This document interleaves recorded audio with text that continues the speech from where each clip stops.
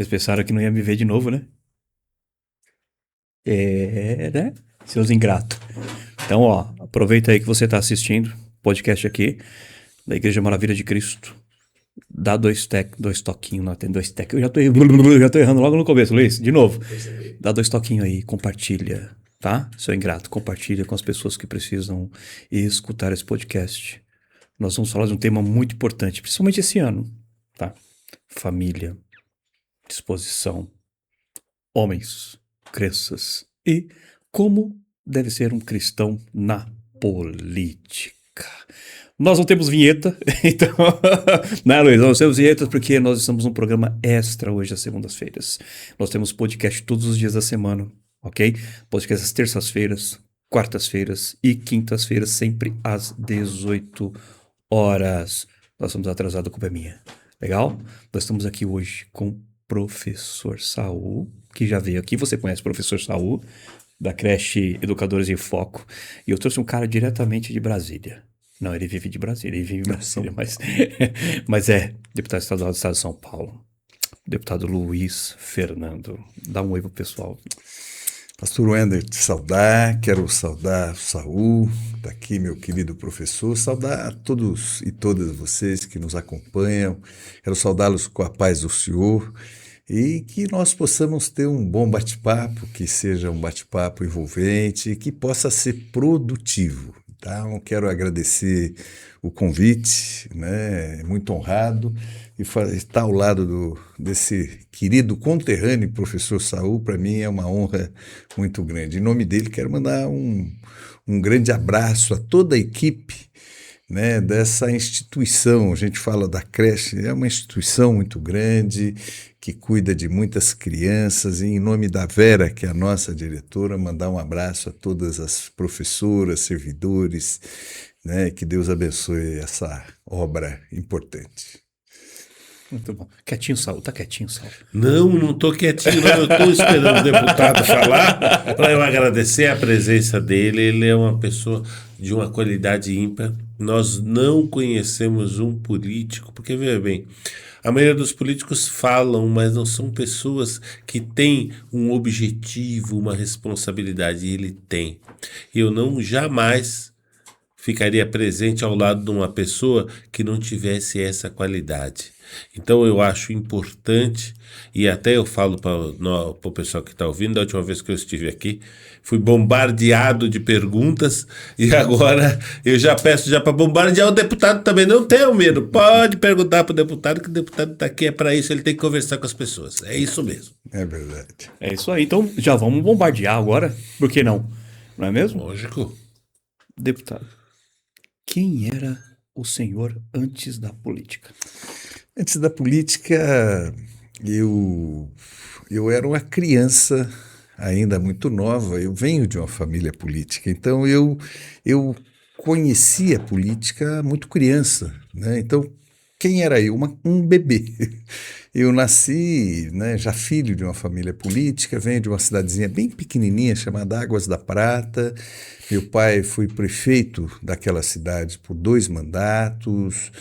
Tenho um irmão que foi vereador, prefeito também de Águas da Prata, e na sequência eu dou um passo importante, venho ser vereador numa outra cidade, ainda jovem, tinha 20 e poucos anos de idade. Em 88 me elegi vereador em Casa Branca. Ao mesmo tempo, eu tinha um irmão que era subprefeito, à época o cargo chamava administrador regional de São Miguel Paulista. Então, assim, a política é algo que nos envolve desde sempre. E, assim, sou um empresário, né? Antes de eu estar deputado, eu fazia o quê? Sou empresário, vivo disso até hoje, né? E, assim, por que na política? Porque eu sonho com uma sociedade fraterna, sonho com uma sociedade justa, né, onde o direito do órfão, da viúva, dos mais humildes, assim como preceitua a palavra de Deus, sejam o tempo todo respeitados, né?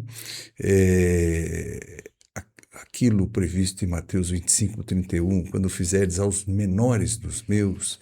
Eu acho que a política é a ferramenta que Deus nos deixou para nós cuidarmos, para nós organizarmos, para nós incluirmos. O tempo todo a palavra de Deus, ela fala do cuidado, né? Fala do pobre, do direito do pobre, do necessitado, do órfão, da viúva. E eu entrei de cabeça, né, ainda novo. Fernando, você está com uma idade já mais avançada, você entrou nessa luta agora não, desde criança. Eu nunca me relacionei, nunca me senti bem ao ver, eu venho de uma família economicamente e socialmente privilegiada, e eu nunca me senti bem com o fato da gente ter acesso a tudo e os meus amiguinhos não terem acesso a nada. E aí eu questionando, mãe, mas por que essa injustiça? Ela dizia, olha, a política é a ferramenta que Deus nos deixou para organizarmos, para incluirmos, para trabalharmos a ascensão de todos e todas, né? Então, assim, desde criança eu venho sendo... Minha mãe era uma pessoa muito cristã e ela nos ensinou de acordo com a palavra. Inclusive aquela fala, aquele provérbio que diz, quem ama seu filho não lhe poupa a vara, antes dela bater, ela nos recitava esse provérbio e aí na sequência batia. Né? Tô te avisando que eu vou te bater. Não, e aonde ela buscava o fundamento bíblico para nos bater também. Então, assim, desde sempre Inteligente. Eu venho nesse sentido e fomos formados, fomos forjados. E assim, hoje como cristão, né, com conhecimento da palavra, né, Cristo nos convoca para sermos sal, para sermos luz, né, e diz que se não formos, que serventia teríamos, senão para ser jogado fora e pisado. Então, assim, venho buscando ao longo do exercício da política, da vida, ser sal, ser luz, né? Então, esse tal de Luiz Fernando, que você anunciou que viria aqui, é o que sou, é o que penso, foi dessa forma que eu acabei entrando no processo político. E, principalmente nós homens, né? Às vezes nós somos moldados por algumas dores, né? E o senhor olhando para o seu passado, qual é a maior dor assim que pode falar assim, poxa, essa dor aqui moldou o homem que eu sou hoje? Eu confesso a você que eu até já respondi essa questão, mas eu vou repetir. A maior dor que eu senti até hoje, eu não vim para Cristo pela dor, eu vim pelo amor, né? Então, assim, eu me lembro, eu criança deitado aos pés da minha mãe, dizendo, mãe, eu não sei o que Deus tem comigo.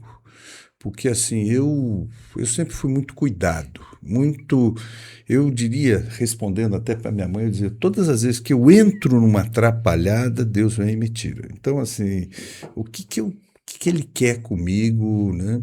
A maior dor que eu sempre tive foi a dor de ver as injustiças sociais. Sabe, a fome me dói, o racismo me dói, né? Quando eu vejo, eu não consigo normalizar ao passar e ver um morador de rua, uma criança abandonada. Isso me dói, né?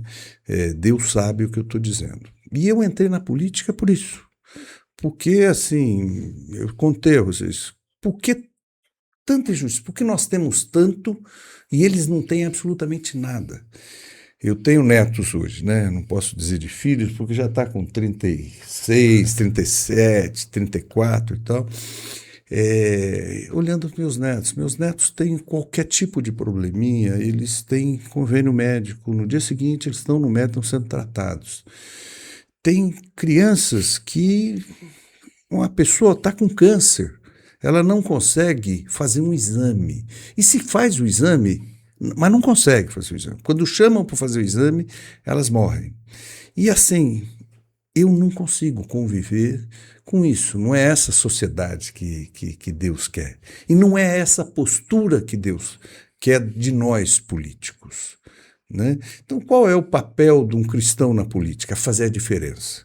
Ser sal, ser luz, se posicionar, lutar. Lutar como Cristo lutou. Quando entrou e viu os vendilhões no templo, ele não chegou e falou, gente, vamos dar a volta. Não, ele entrou chutando cadeira, ele chutou andando chicotada, né? Eu acho que a política, hoje nós temos muitas injustiças na sociedade, porque aquelas pessoas que deveriam se posicionar, sobretudo nós cristãos, não posicionam. Não se posicionam, e assim a gente convive numa sociedade muito complexa. As pessoas normalizando a fome, normalizando. Eu tenho uma coisa muito forte, né? Você imagina 2020 e poucos anos atrás, uma mulher sendo pega em adultério. Ela era apedrejada, era a lei da época. Tinha que ser morta apedrejada. E eu tenho um Deus que, ao ver esse fato, ao saber desse fato, trouxeram para ele julgar, ele disse, mulher, vai e não peques mais. Ele disse que quem não tivesse qualquer pecado que atirasse a primeira pedra. Ele não condenou. Hoje eu vejo, às vezes, pastor, a igreja condenando. A igreja jogando a primeira pedra. Muitos de nós, muitos irmãos, né? E uma sociedade que, então, para quem não é irmão, para jogar essa pedra, então, olha aqui, muitos atiram por prazer. Né? Então, assim, a política é um lugar que, se nós cristãos, que conhecemos a palavra, quando exercemos, temos que fazer de acordo com a palavra, né? E assim, é muito reto, né? Isaías, quando falava, eu não conheço uma pessoa mais política que Isaías, não teve um profeta tão político como Isaías, né? E ele falando, quando você vai em Provérbios, né? E aí você vai em Salmo, você vai em Jesus. E assim, qual o papel de um cristão na política? Eu acho que basta ler a palavra de Deus. Se nós pudermos, no decorrer desse bate-papo, citar algumas passagens, se o senhor me permitir, eu quero citar, até para que quem está em casa possa acompanhar, né? Quem está em casa possa conferir na palavra para ver se está de acordo, se isso que eu estou dizendo é real ou não, até para entender um pouco qual é o nosso papel. Mas o que eu quero dizer ao pastor e quero dizer a cada uma e cada um que nos acompanha, eu tenho feito política com muito temor a Deus. Pastor, com todo respeito, eu não estou muito preocupado que João, Maria e Antônio vão achar que eu estou fazendo. Mesmo que isto me custe a eleição. Eu costumo dizer com muita tranquilidade, eu prefiro perder uma eleição a perder a salvação. Então, assim, eu tenho sido duro com tal qual a palavra é, e eu vou pedir permissão. Se o senhor me fizer autorizar com a cabeça, daqui a pouco eu vou abrir algumas passagens da Bíblia, né, até para entender um pouco da importância de nos posicionarmos e se a posição que temos nós, políticos, tomado, estão de acordo com a palavra. Né? Não para sobressaltar a minha postura, mas, sobretudo, para alertar todos aqueles que pensam em entrar o que diz a palavra. Né? O caminho é estreito. Né? O caminho é estreito. Né? Se formos ser verdadeiros cristãos na política, isso pode tirar voto. Pode tirar voto, porque seria fácil abraçar o mundo. Né? Mas isso dá voto. Esse reino jaz no maligno, não é? Esse reino jaz no maligno. E assim, há poucos dias eu conversava com o pastor e ele me dizia o seguinte: Fernando, qual é o partido que você... Eu falei, pastor, o senhor não quer refazer? Se fosse uma pessoa do mundo, eu topo discutir. Agora, o senhor é pastor. O senhor se esquece que esse reino jaz no maligno? O senhor está querendo encontrar santidade no mundo? né? Se houvesse santidade, não seria só pela graça a nossa salvação. E a gente aprende que a salvação é só pela graça, né? Então não venha cobrar santidade, ainda mais de partido político do mundo, feito de homens e mulheres, né? Então, assim, é um processo complexo. Ser cristão na política, pastor, eu vou dizer para o senhor que é uma jornada complexa. Complexa, né? E me diz uma coisa, pastor. Os cristãos dentro da política sofrem muita tentação? Muita tentação. Começou muita a fogueira, tentação. Saulo. Começou a fogueira. E eu vou dizer uma coisa para o senhor. A política se lida com poder, com oportunidades no mundo. Por isso que eu creio que Paulo o tempo todo dizia: apartai-vos, não misture a luz com trevas, não se associe. Paulo pregava nos primórdios. São muito fortes as tentações. Com os ingratos nem comais, né? Olha só. Nem para você sentar na nem mesa para mais dividir com os ingratos. Então, assim, as tentações são muito fortes.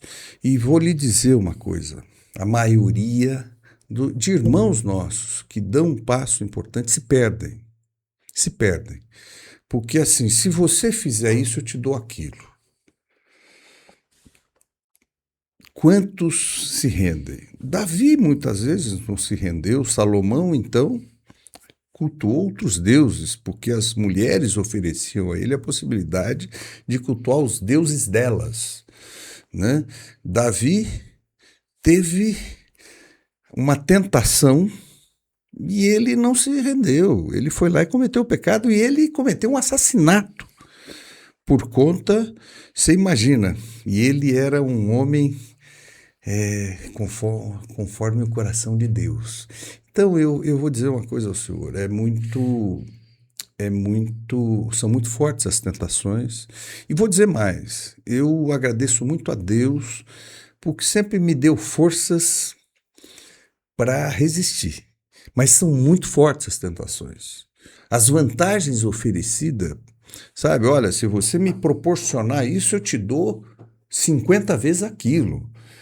Talvez fosse o sonho, seria aposentadoria. Grande parcela de irmãos nossos se perdem, alguns em escândalos, né? Se a gente der um Google, olha, pastor que levou algum benefício político, vai ver uma relação. Aí, se você quiser brincar um pouco mais, você põe bispos. Aí vai vir uma outra relação. Aí você, como você já está ali mesmo, não está fazendo nada, até para ficar fazendo essas pesquisas tem que estar à toa, né? Aí você põe apóstolos que se renderam, que se perderam, que tiveram uma condenação, ou que foram acusados de ter algum benefício diariamente.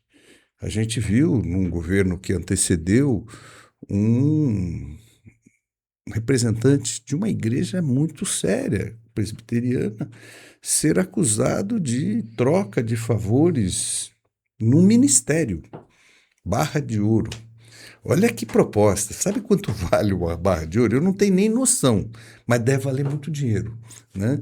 Então, assim, as tentações são grandes e eu agradeço muito a Deus, né? Porque hoje, se ele me convocar, tipo, Deus, já deu o teu tempo, vem para cá, né? Eu não caí.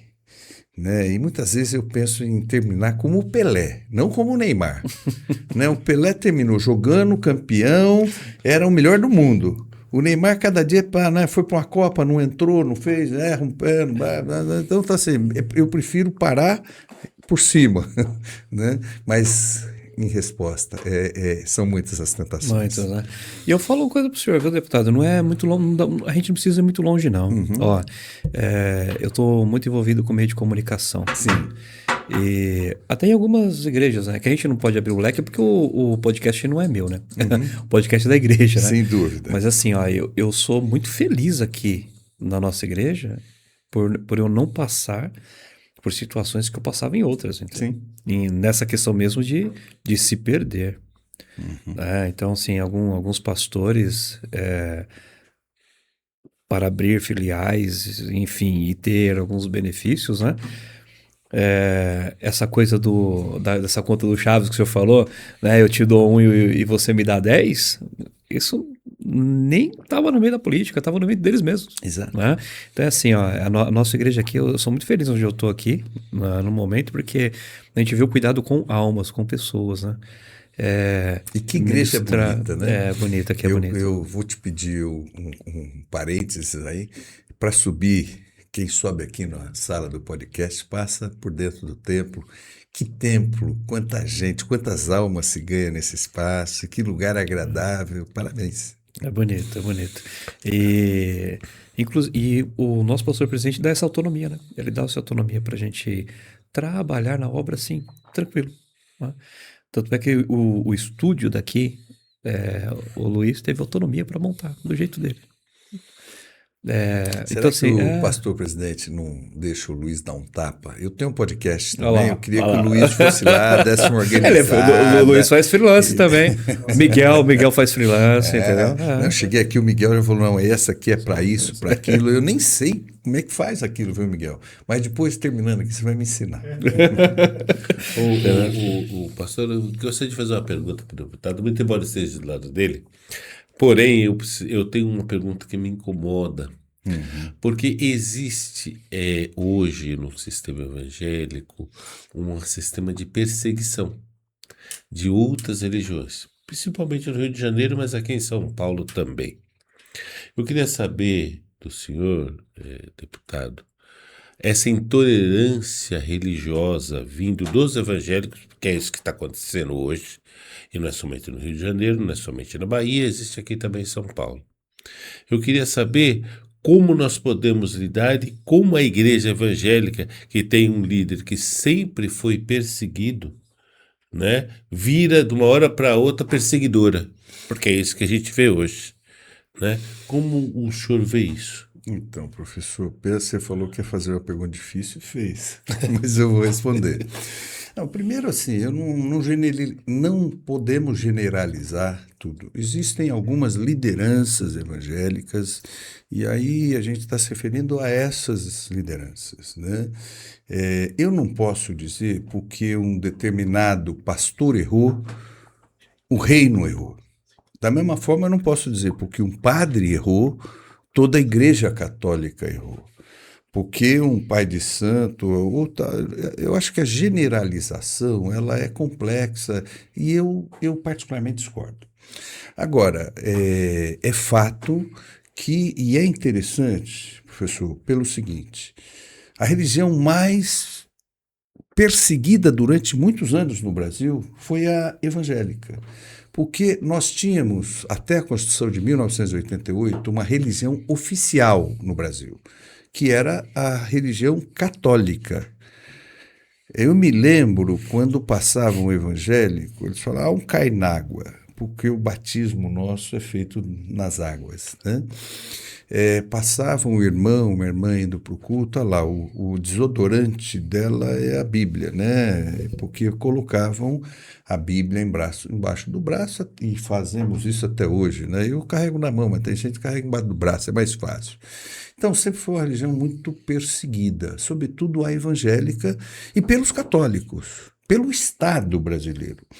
Hoje, sobretudo depois de governos recentes, eu não vou dar nome aqui para não partidarizar e nem contextualizar, mas começou a ser trabalhado no Brasil a liberdade religiosa, né? E aí é fato que em alguns momentos a gente vê irmãos nossos perseguindo. Isso não é bíblico. Isso não é bíblico. Mas essa mesma igreja, esses mesmos que perseguiram, eles não estão de hoje, eles perseguiram lá atrás. Questionaram uma vez a Jesus. O que o senhor está fazendo no meio de João de Manuel, comendo com publicanos e pecadores? E ele disse o seguinte, eu não vim aqui para curar os sãos, eu vim para curar os doentes, né? Então, assim, ele nos ensinou ali, dentre tantas coisas e ao longo das passagens de Jesus, que nós temos que ganhar esse mundo, ganhar a salvação e não discriminar. né? Eu dei o exemplo em relação a Maria Madalena, que foi pega há 2020 anos atrás em adultério. Se uma mulher é pega hoje em adultério, já é o mundo. Você imagina 2020 anos atrás. Então, assim, eu tenho muita dó dessas pessoas que discriminam por qualquer motivo. Você deu um exemplo que é pela opção religiosa. Tá? E é uma opção. A religião é uma opção. Deus nos dá o livre-arbítrio para nós adorarmos o que quisermos. Ele se coloca, ele é Deus, ele falou, olha, eis aqui, está aqui a minha palavra, está aqui o que eu penso, está aqui o que eu te oriento, e é uma orientação, a palavra de Deus, né? É um manual de instrução para o ser humano, e assim, em momento algum ele diz, olha, é isso, aquilo e tal. E tem, de fato, muitos irmãos nossos que perseguem. Eu tenho muita dó desses irmãos, se tiverem com Deus e não tiverem se arrependido ainda, Jesus diz que vão queimar no fogo do inferno. Né? Agora, eu não generalizaria, porque eu conheço muitos irmãos meus que não perseguem, que acolhem, que abraçam, né? Assim como Jesus sempre fez na sua curta jornada conosco aqui, e como nos ensinou a fazer. Agora, desconhecimento, a minha resposta para você é o seguinte: e o que você acha desses irmãos? São irmãos que não conhecem a palavra de Deus, por isso agem dessa forma. Porque eu diria até mais, era importante que eles se convertessem. se convertessem, iriam conhecer a palavra depois, estudar. Até algumas igrejas que todo domingo vai lá para fazer o estudo bíblico, né? E tal, outras fazem de outras formas. No caso da minha igreja, são células. A gente estuda em células. E assim, a organização, cada igreja tem uma forma de organizar, mas assim, é muito importante, até porque ser crente de uma época, crente não, eu diria que crente é quem crê, né? Agora, ser evangélico virou moda. Então tem muita gente que se diz crente, mas não conhece a palavra de Deus. E por isso cometem essas coisas. Eu confesso que às vezes eu vejo lideranças da nossa igreja, lideranças importantes da nossa igreja, que você fala o seguinte: olha, que Deus conceda a esse ser humano tempo para que ele possa se converter, né, e seguir a verdadeira palavra. Mas eu queria, antes de você fazer a pergunta, eu queria dar uma... Quando eu fui convidado para participar aqui, me disseram que o tema seria o papel do cristão na política. E eu queria ler com você que está em casa, que você que nos acompanha, né, uma passagem de Isaías 10. Isaías 10. Para mim, o principal dos profetas foi Isaías, embora tantos outros muito importantes, mas ele diz em Isaías 10 o seguinte: ai daqueles, isso é Deus falando, tá? Ai daqueles que fazem leis injustas, que escrevem decretos opressores para privar os pobres dos seus direitos e da justiça os oprimidos do meu povo, fazendo das viúvas suas presas e roubando dos órfãos. Quem disse isso? O deputado estadual Luiz Fernando? Não, a palavra de Deus. Em Isaías, eu estou lendo aqui na versão NVI, Nova Versão Internacional, que é mais fácil, mais simplificada. Vale a pena, você que nos acompanha, anota aí, depois você acompanha. Isaías 10, 1, tá? Vê qual é o papel, né? Deus diz: ai daqueles que fazem leis injustas. Quem faz lei? O parlamentar, os deputados, os senadores, os vereadores, né? E daqui a pouco eu vou ler mais coisa com a permissão do meu pastor aqui. Você sabe que eu só fiz uma pergunta, né, deputado, e é interessante. Eu costumo dizer assim: pastor ensina a cuidar. Sim. Se está ensinando a perseguir, não é pastor, é lobo. Exato. Está ensinando a perseguir é lobo. Né? Você vê que pastor é muito mais sábio, né, do que um deputado. Né? Mas eu fui prolixo, ele com uma palavra rápida, ele respondeu você. Matou um lobo. Nós temos 3 minutos. Pois não, pastor. E o Miguel ele vai fazer um corte para o senhor. Perfeito. Se o senhor quiser falar algo do seu projeto para esse ano, fica à vontade. Tá já. Eu creio da importância de mais cristãos entrarmos na política, mas assim, lutarmos por aquilo que a palavra prega, né? Eu vejo que a política, sobretudo nesses últimos momentos, ela está muito polarizada entre A e B. Eu quero dizer que A e B tem problema, o C e o D, porque nós fazemos políticas no mundo, né? Mas assim, eu me oriento e sigo muito a passagem de Mateus 25:31, que é o apogeu da vida de Jesus e dos ensinamentos de Jesus, que ele diz que quando ele vir julgar, ele vai separar alguns de um lado, outros de outro, e dizer: vinde a mim, benditos do meu Pai, porque eu tive fome, me deste comer, eu tive sede, me deste beber, tive preso, me visitaste, tive com frio, e aí vai. E aí perguntaram para ele o seguinte: mas quando a gente fez isso para o senhor? Ele falou: quando vocês fizeram aos menores dos meus. Ao mesmo tempo, Jesus disse o seguinte: afaste-se de mim, vocês vão queimar no fogo do inferno, porque eu tive sede e não me deste de beber, tive fome e não me deste de comer, e repetiu toda aquela coisa. E perguntaram: mas quando que nós não fizemos isso para o senhor? Ele disse: quando deixaram de fazer aos menores dos meus. A política é uma das formas mais nobres de amor ao próximo. O amor ao próximo, segundo o nosso Deus, segundo Jesus, é o segundo maior mandamento. Primeiro, ama teu Deus sobre todas as coisas. E o segundo, ama teu próximo como a ti mesmo. Uma das lideranças que deixou, Papa da Igreja Católica, ele disse que a política é talvez a maior forma de amor ao próximo. Porque é na política que a gente luta por casa para quem não tem casa, que a gente luta por direitos para quem não tem nenhum direito, que a gente luta por comida para quem não tem comida, que a gente luta por educação, por saúde, em vida, enfim. A gente luta para que as pessoas sejam acolhidas, tenham uma vida digna. É na política, não é na igreja. A igreja, ela prega o amor de Cristo e ela quer ganhar a alma de cada uma e cada um de nós. A política é a ferramenta. Você vai ter um médico na UBS, quantos dias vai demorar meu exame? Sabe quem decide isso? A política. E sabe quem decide a política? Cada um de nós. Então, assim, eu creio que é muito importante cada uma e cada um de nós passarmos a acompanhar melhor a política, né? Quero te convidar para conhecer a palavra, né, de Deus, a você que ainda não conhece.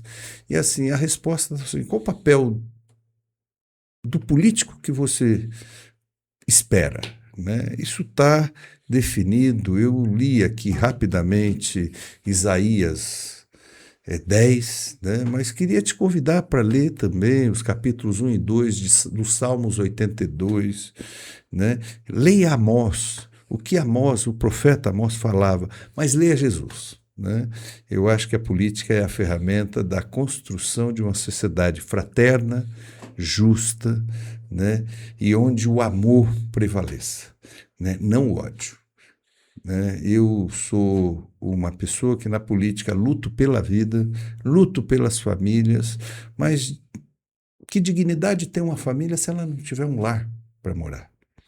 Não tiver uma comida para comer, né? Então, assim, isso a política é quem pode nos inserir ou pode nos excluir, né? Então, assim, é a mensagem que eu queria deixar nesse bate-papo nosso aqui. Muito bom. E o pessoal de casa tá achando que só porque me viu minha careca aqui ia ter sorteio hoje. Não vai ter sorteio, não.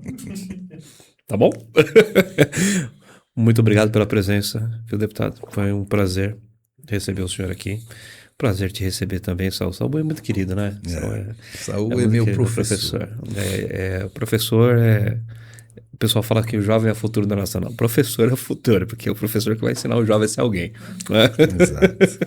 Né? Que Deus abençoe a sua vida. Compartilha, ouviu, seu ingrato? clica aí, ó, compartilha na sua rede social. Se você compartilhar e me marcar lá no Instagram, aí eu faço um sorteio e depois eu publico aí quem foi que ganhou, tá bom? Ótima noite pra vocês. Fiquem com Deus.